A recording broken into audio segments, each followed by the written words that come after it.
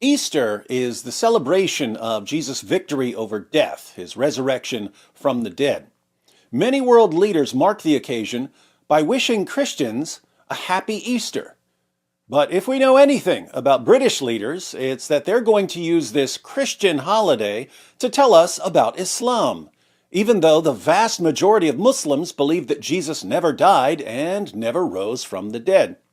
So, how is King Charles going to inject Islam into a Christian holiday celebrating an event that Muslims reject? Let's find out. There are three virtues that the world still needs: faith, hope, and love.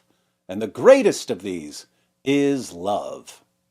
He's quoting 1 Corinthians 13, which is an amazing chapter of the Bible. It's sometimes called the love chapter. King Charles says that the world needs these three virtues: faith, hope, and love. I agree completely. Can you think of three virtues the world doesn't need? I can. Stupidity, gullibility, and cowardice. Mainly because they're not really virtues. They're only virtues according to British leaders. But let's see how the king works Islam into his Easter message. One of the puzzles of our humanity is how we are capable of both great cruelty and great kindness. Indeed, kindness towards the grooming gangs and cruelty towards their victims.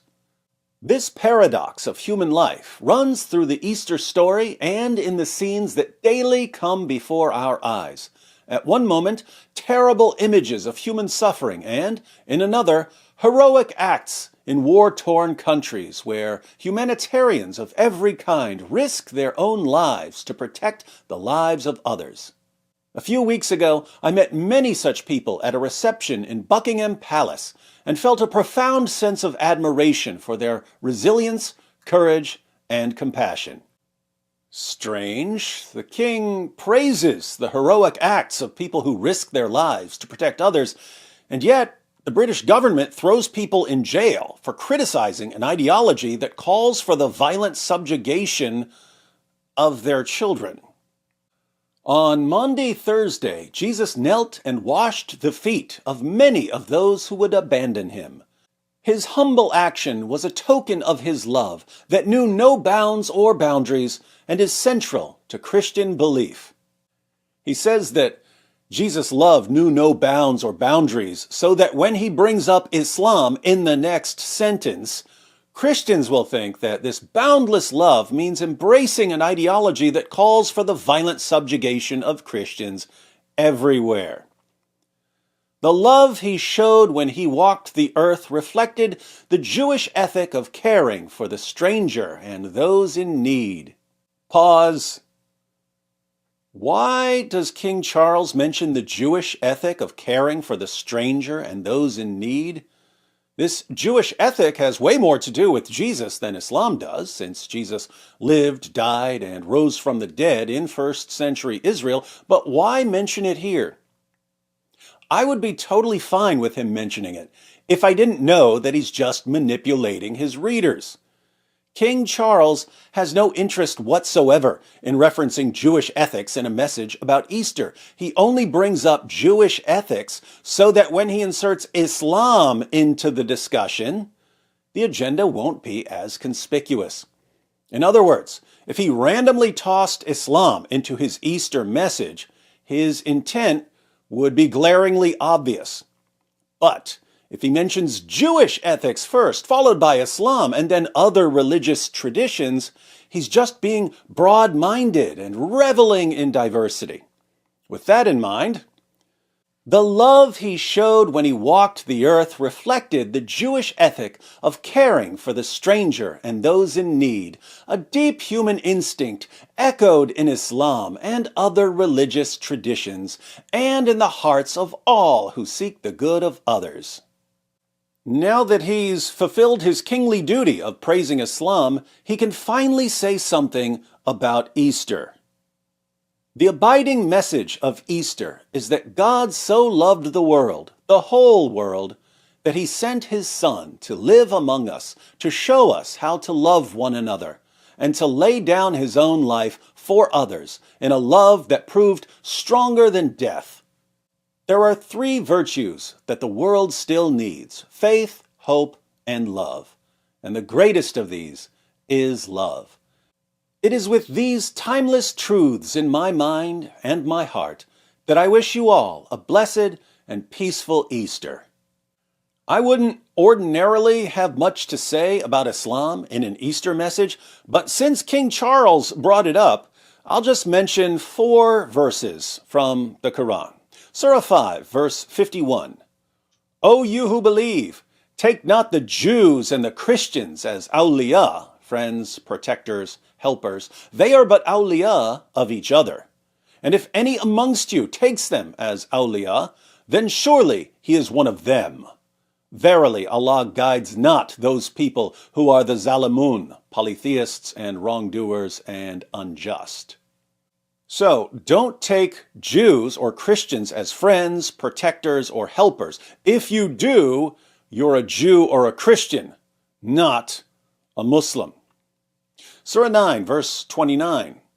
Fight against those who believe not in Allah, nor in the last day, nor forbid that which has been forbidden by Allah and His Messenger, Muhammad, and those who acknowledge not the religion of truth, i.e. Islam, among the people of the Scripture, Jews and Christians, until they pay the jizya with willing submission and feel themselves subdued.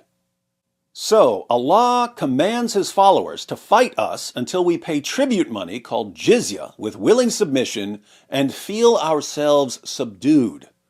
What's jizya? Here's the commentary. Paying jizya is a sign of kufr, unbelief, and disgrace. Allah said, until they pay the jizya, if they do not choose to embrace Islam, with willing submission, in defeat and subservience, and feel themselves subdued, disgraced, humiliated, and belittled. That's what Allah commands in Surah 9, verse 29. What did Jews and Christians do to deserve such treatment? Next verse. And the Jews say, Uzair, Ezra, is the son of Allah. And the Christians say, Messiah is the son of Allah. That is their saying with their mouths, resembling the saying of those who disbelieved aforetime. Allah's curse be on them, how they are deluded away from the truth. So, Jews have to be subjugated because they claim that Ezra is the son of Allah, even though Jews don't claim that Ezra is the son of Allah. Christians have to be subjugated because we claim that Jesus, the Messiah, is the son of Allah. Allah curses us for calling Jesus the Son. Why is this relevant? Well, King Charles said, the abiding message of Easter is that God so loved the world, the whole world, that He sent His Son to live among us.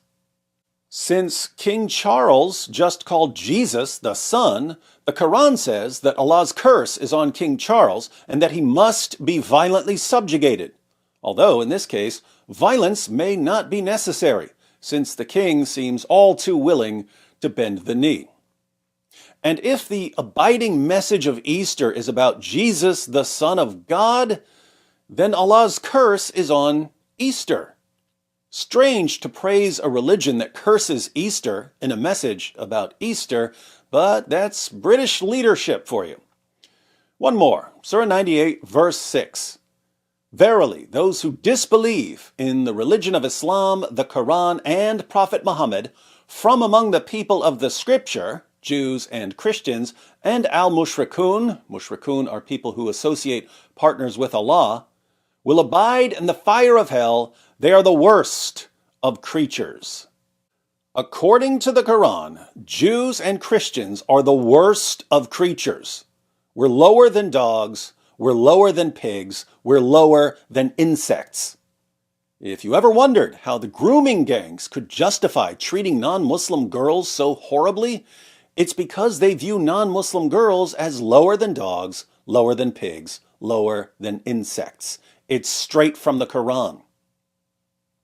Part of being a good king or a good prime minister is acknowledging and confronting harsh realities. Unfortunately, the UK has King Charles and Keir Starmer, aka Dumb and Dumber, Weak and Weaker, Fake and Faker. But for those of you who think that with such pathetic leadership the United Kingdom is officially doomed, think again. Jesus' followers thought he was gone, until he appeared to them more powerful than before.